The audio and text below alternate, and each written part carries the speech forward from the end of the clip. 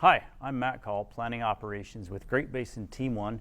We're here on the Mount Hood Forest, and today is your September 3rd update on the Camp Creek fire. Today it's about 1,900 acres, so it's grown a little bit, and we're going to show you on the map what's going on and what we're doing to get this thing contained for you. So this is our fire map. I think yesterday we showed you the electric map, which our guys in the field use. We still use paper maps, but we really like our gadgets and our gizmos because they offer us a little bit more variability. So this is the fire map, the fire area. I'm going to zoom out a little bit, kind of for those of you that don't really know context. This is the 26th road. So for Brightwood, it's Brightwood's right here, Wildwood, and each one of these squares might be hard to see, but that's about a mile each 3 fingers. So we're 4 or 5 miles from the 26th road, and then this is our perimeter of the fire. This is the Bull Run Watershed, and then the green is all National Forest boundary. And then the blue is all of our water for our watershed. So that kind of gives you the context, and then we're going to zoom in on our perimeter of our fire, which again is about just under 2,000 acres. So around outside, we've got a lot of structure protection planning going on outside and a lot of contingency planning, meaning a lot of roads way out, miles out. We're doing preparation work, removing fuels, so we can use those as contingency fire lines if we need. We're also coordinating with the structure departments and fire districts and law enforcement in case the fire gets outside of where we want it, then it basically, we can enact some evacuation plans if we get to that point. We're a ways out from that, so we just want to have plans in place in case we get to that point, we can engage. So we have people planning for that in case we get there, so we're ready to strike. Most of our forces, though, are actually up close to the fire, trying to keep that as the smallest, what we call footprint, as possible. So I'm going to explain a little bit of what's going on there, and then we'll show you kind of a really cool 3D map.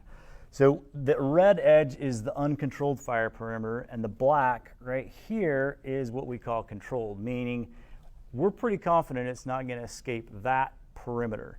So our percentage of containment versus uncontainment is 11% versus the rest. Again, math for me. So we're hoping eventually all this edge will be black. We just don't know exactly where that edge is going to be. One of the things we try to do so we control the edge of that black is we put some fire lines in, and then we will control the fire by putting some fire down in these what we call pockets. So if we have a fire line or a control line here made out of road or dozer line or hand line, we have this open space here where we have green fuels, and if the fire gets up in the trees and can move quickly, it can cross our lines pretty easily. So we try to burn this at our pace with weather that works for us. So we've had a couple of days of dry weather. It's going to be a little more humid today, but it's not supposed to get a lot of rain. And with that, we're hoping we'll get the right conditions where we can get some fire to burn continuously and remove the fuels that we want without it getting too aggressive. So for the next few days, I think we'll have a pretty good window where we can do that and have a few more of these edges cleaned up and gain a little bit more containment.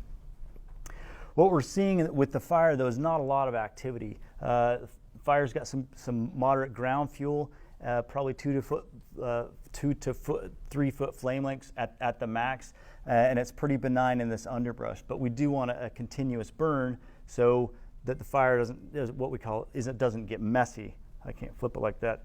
And what that means is it will create a lot of little spot fires, and then we have to go put out each one. We want a good continuous burn so that there's no fuels left over to create a problem. I'm going to show you the aerial, the really cool imagery here. So this is our infrared image from last night, and yesterday we didn't have these things. So these are interference from clouds, and sometimes we get that. What that does is prevents us from getting really accurate data here. The red dots indicate where we have heat, and then it's kind of color-coded. So the yellow is basically where it's a little bit cooler, and then the insides is where we don't have quite as much heat. So this is a little bit less accurate map than we had the day before because of the cloud cover, but that's what we've got, so we're going to use it. So I'm going to zoom out so we kind of can see where we're at. This is the reservoirs and the water, and then we'll zoom in and show you what those fuels look like.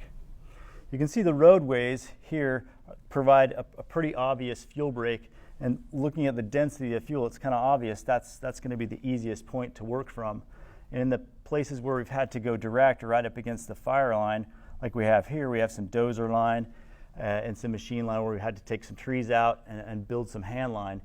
Lots of fuels there, a lot of work, and it takes quite a bit of time to do that. Once they put those in, they put hose lines in so that they can mop that up. So all of this has hose lines in it, and then all of this roadway down here has hose lines in it. So after it's done burning up to the road, we can cool it off pretty easily.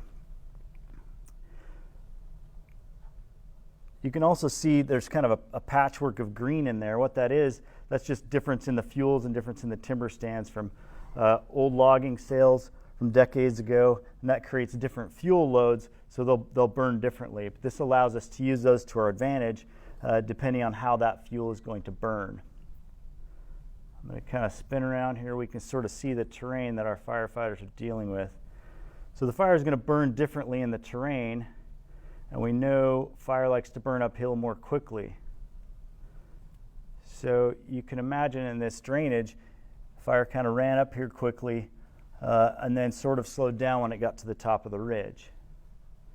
So we try to place our fire lines not only where we have a good fuel break, but where the terrain's not going to work against us. So that's one of the reasons why we're using this road here, and then we're trying to take advantage of this one. These are some of the road systems that we're opening up, just creating a little bit more of a fuel break on these. So when we do put fire down in here, it just backs into here gently.